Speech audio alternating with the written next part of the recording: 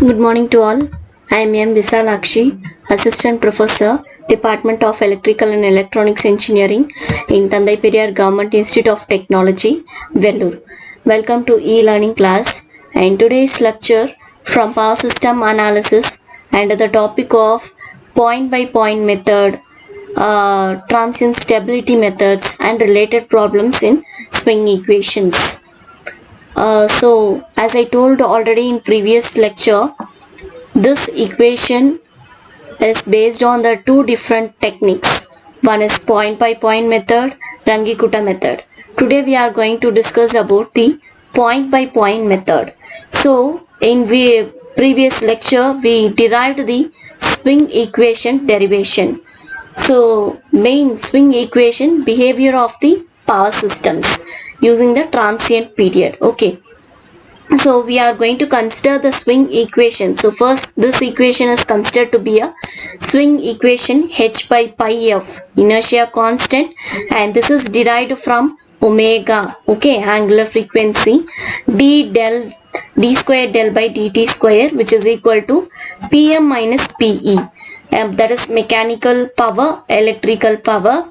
Del is a torque angle. Okay, so we know m is equal to, okay, m is equal to h by pi f, okay, moment of inertia. So we are going to consider this equation as a 2, and here this is derived from the transient stability, that is Pe will be equal to P maximum sin del, and accelerating power will be equal to the difference between mechanical and electrical. Okay, so actual formula is Pa will be equal to Pm minus Pe.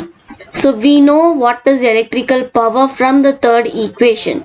So we have substituted Pm minus P max sin delta instead of Pe. So I'm just keeping this equation as a 4. Okay, so therefore from the equation altogether m, okay, so h by pi f is m from the equation 1, m d square del by dt square, Pm minus Pa is your accelerating power. So I can write this as d square del by dt square equal to Pa by m. So keeping this as equation 5. Okay, so this last equation is in a non-linear equation. So during the transient state del with a function of time, and it is denoted as del of t.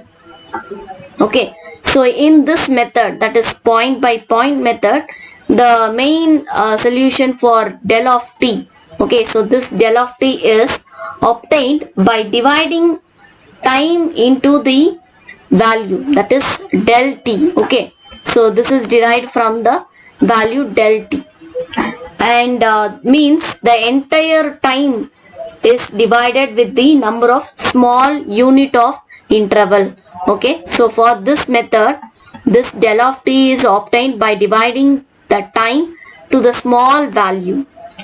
So here the accelerating power, that is Pa, and change in speed are continuous with the function of time. So we can describe as the accelerating power at the beginning of the interval will be remains constant from the middle of preceding interval to the middle of the interval considered. Okay, so these are the discrete and this is my continuous solution.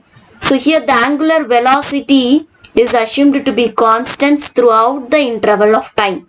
So this will be corresponds to the midpoint of the concerned interval. So this is represented in this diagram, the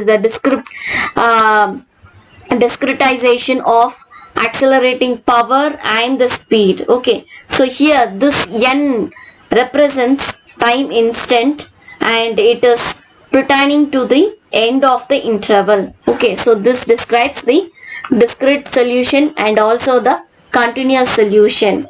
So for each interval the value of accelerating power and omega will be calculated. Okay, how we are going to calculate means from the initial condition. So from the initial condition means to a stable operating point.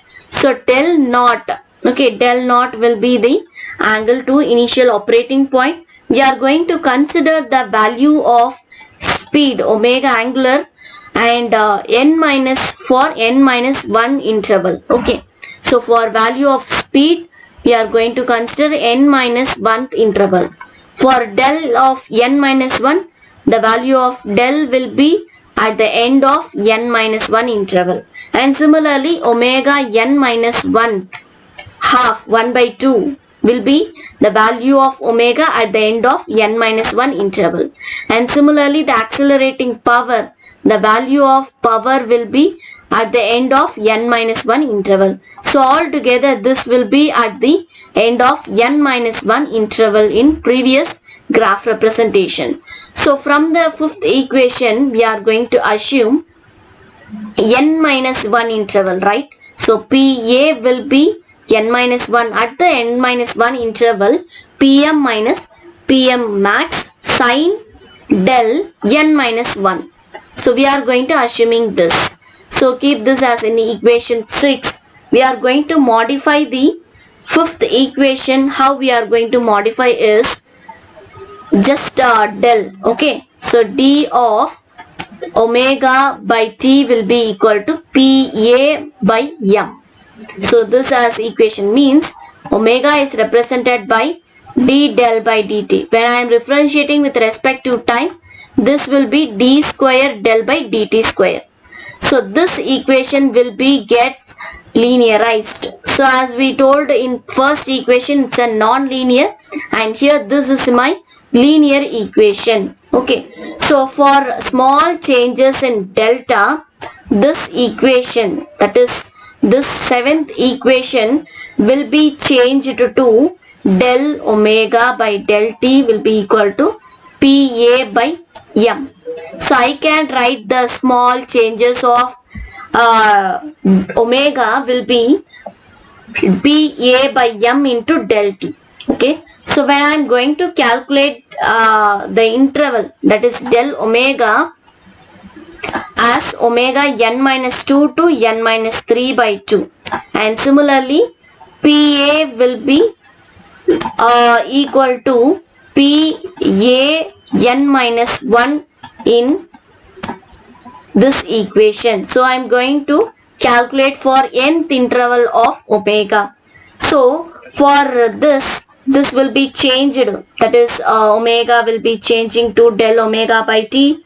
Okay, so same process will be continued, and the equation for del omega, okay, so the equation will be changed as del n minus 1, this will be equal to del t change in time with omega n minus 3 by 2.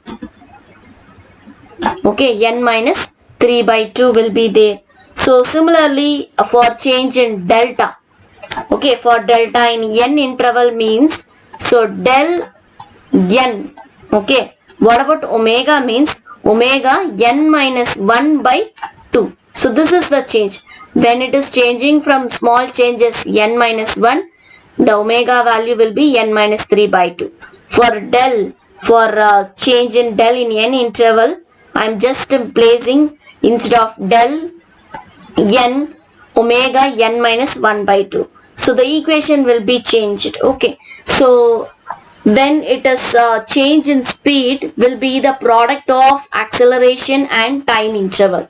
So this is the equation obtained. Okay, so omega for n interval, and this will be the equation for change in speed will be the product of acceleration and the time. Okay, this is my acceleration with respect to time. Okay, so how it is derived? Del square t by dt square, in previous equation we derived this is equal to 180 f by h for interval p of n minus 1. So it is repeated. Okay, so it is repeated, which is obtained in the discrete form. Okay, so here this is the solution. Del of t will be obtained in discrete over the desired length of time. So it represents here. Okay, So here the normal desired length of time will be 0.5 seconds. The continuous form after the discrete, this is your swing equation of point by point method graph. Okay, so the continuous form of the solution, this is obtained by drawing a smooth curve, okay, through the discrete. Okay, so here the solution is obtained by drawing a curve through a discrete value. So this is the swing equation of point by point method. And next we are going to see what are the different methods how to improve the transient stability. So it is mainly depends on the type and location of the fault. So we are going to consider a type of fault, means three-phase fault, and we are going to increase the inertia constant m for a single machine which is connected to the infinite bus. Okay, which is connected to infinite bus. So here a single machine, a transmission line and transformer will be there, transmission line, and this is my infinite bus, okay, which will be reducing the angle through which the rotor swings in given time interval. So from this the stability will be increased by increasing the moment of inertia. Okay, so by increasing this m will be an effect, undesirable effect, by slowing down the response of the speed. So in order to improve for a given clearing angle, and the acceleration area will be decreased, but deceleration will not increases as the maximum power limit of the curve is raised, which improves the transient stability of a power system. So the thing is the acceleration area will decrease but deceleration area increases as the maximum power limit is raised, which improves the transient stability. So there are different methods to improve the transient stability. One is increasing system, using of high speed excitations, reduction in system transfer, use of high speed by reclosing the breakers. So during the voltage reduction of all the buses at the generator, the AVR means automatic voltage regulator, which is help to restore the generator voltage, means it will represent a quick response to the bus voltage reduction. And the transfer reactance, which is can be reduced to improve the stability limit, and also the reactance transmission line can be decreased by reducing the conductor spacing, also by reducing or increasing the conductor diameter. Okay, so the reactance of the transmission can be reduced by reducing conductor spacing, increasing conducting diameter, and the transfer reactance can also be reduced by increasing number of parallel lines between the transmission points. Okay, and rapid switching and isolation can be followed by reclosing, and also it improves the stability margin. So there are some of the methods to improve the stability, recent methods. One is HVDC, braking resistors, bypass valving, full load rejection techniques. So we'll see one method, HVDC. So in order of increasing the use of HVDC link, thyristor will be having a stability problem. So here a DC link is asynchronous. There will be a no risk in fault which is causing the loss of stability in other system. For braking, there will be a clearing delay or load is suddenly lost. Okay, so these are the some of the recent methods of improving the stability: HVDC links, braking resistors, bypass valving, and full load rejection techniques. So we'll see the problem which is relating to the swing equation. So what we are going to assume in swing equation, some of the points to be assumed here is machine representation by classical model. Controllers are to be not considered. Loads are constant. Voltage and current are sinusoidal. Okay. So the given problem is a 2-pole 50 Hz 11 kV turbo alternator has a ratio of 100 megawatts. Power factor is 0.85 lagging. The rotor has a moment of inertia as 10,000 kilogram meter square. Calculate H and M. Okay, so inertia constant and moment of inertia. So we have to write first of all the given data. Poles given to frequency, power factor, rated voltage, rated power, and moment of inertia J. Okay, inertia constant and moment of inertia J is given kilogram meter square. So we know the synchronous speed which is given in RPS to RPM. Okay, so first we are going to calculate the speed, synchronous speed in RPS.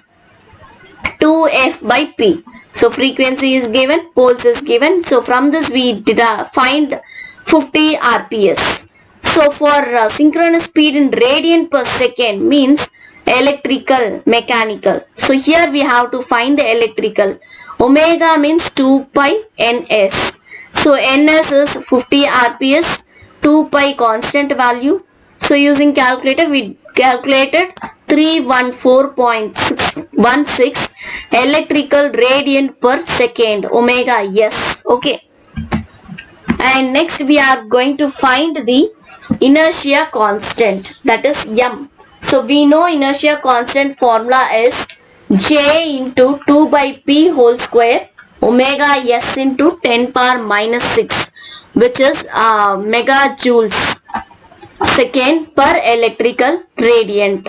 So here we know what is J, moment of inertia. 10,000 is given, 2 by 2 poles is given, and omega s is calculated just now 314.16 into 10 power minus 6. Okay, so from this we just calculated and we got the answer as 3.146 megajoule seconds per electrical radiant. If it is in mechanical, here it will be omega sm. Okay, so we have to calculate the MVA rating of S.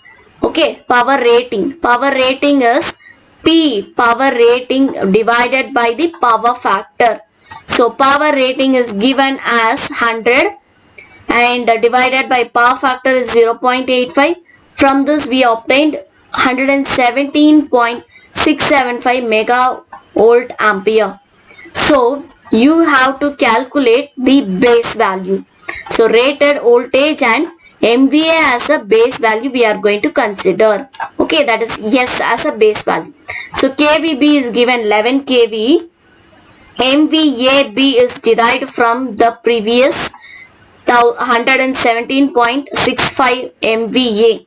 So we have to find the inertia constant. Okay, so inertia constant M in per unit value.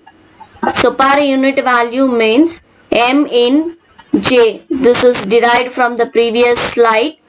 Divided by MVA is given. Okay, this is also found. So when we calculate this, we obtained 0.0267 per unit. So this is my per unit value of inertia constant. And similarly for H. Okay, inertia constant H. The formula is pi f. Okay, pi f mu. Pi f mu means m will be m will be equal to h by pi f. This is our formula. Okay, from this we have to find the h in per unit. So pi into 50 hertz, m is derived. See, remember this is to be written in per unit, not in MVA. Okay, so per unit value is given. So from this we obtained 4.194 megawatts second per MVA. Okay, so from this we found inertia constant in megajoules, also in per unit value, and inertia constant 4.194 megawatt second per MVA. Okay, so today in this lecture we discussed about the swing equation, different methods. So different methods, two different methods, Runge-Kutta method and point by point method.